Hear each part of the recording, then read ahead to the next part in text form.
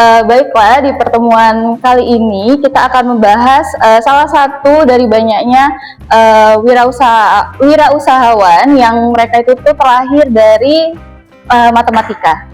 Di sini ada the man who solved the market, Jim Simons.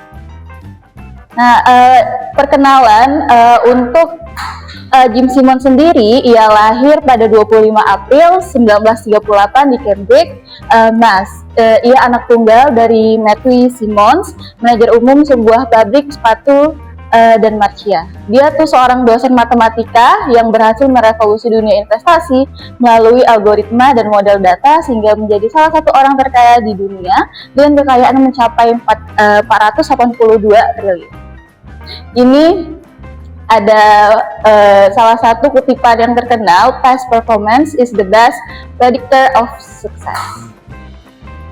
Yang akan kita bahas di sini yang pertama latar belakang akademisnya, kemudian yang kedua yang dia bangun, yang ketiga strategi dari dia sendiri yaitu Quant Revolution, yang keempat adalah tips dan trik sukses ala Jim Simons.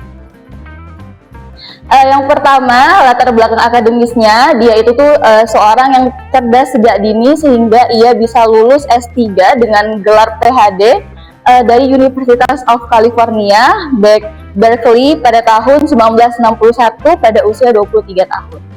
Kemudian untuk karirnya, dia sebelum terjun ke dunia bisnis, ia adalah seorang pengajar di Harvard University. Kontribusinya karena dia memiliki kemampuan matematika yang luar biasa, dia dipercaya oleh Kementerian Pertahanan AS sebagai pemecah kode atau codebreaker. Pengalaman ini kemungkinan besar mengasah kemampuannya dalam melihat pola di balik data yang acak. Selanjutnya, ini adalah Renaissance teknologi, yaitu company yang dia bangun.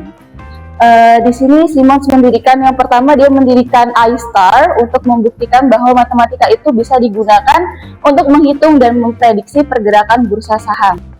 Pada tahun 1982, ia mendirikan firma investasi Renaissance Technologies. Ini unik diisi oleh orang-orang yang latar belakang finansial. Dia itu tuh melainkan kayak orang ahli komputer, sains, pokoknya fisika dan matematika. Strategi Quant Revolution, di sini model kuantitatif nih, dia alih-alih menggunakan insting atau berita rumor atau kayak feeling belaka, dia tuh menggunakan matematika untuk menganalisis saham-saham, prediksi pasar. Dan data mereka itu menciptakan sistem otomatis yang bisa mendeteksi pola kecil di pasar saham yang tidak bisa dilihat oleh mata manusia. Jadi semuanya itu tuh berdasarkan data. Untuk hasilnya, strategi ini terbukti sangat ampuh.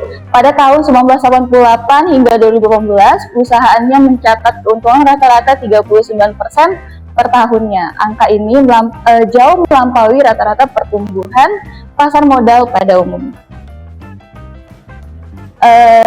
Yang keempat, ini ada tips dan triknya.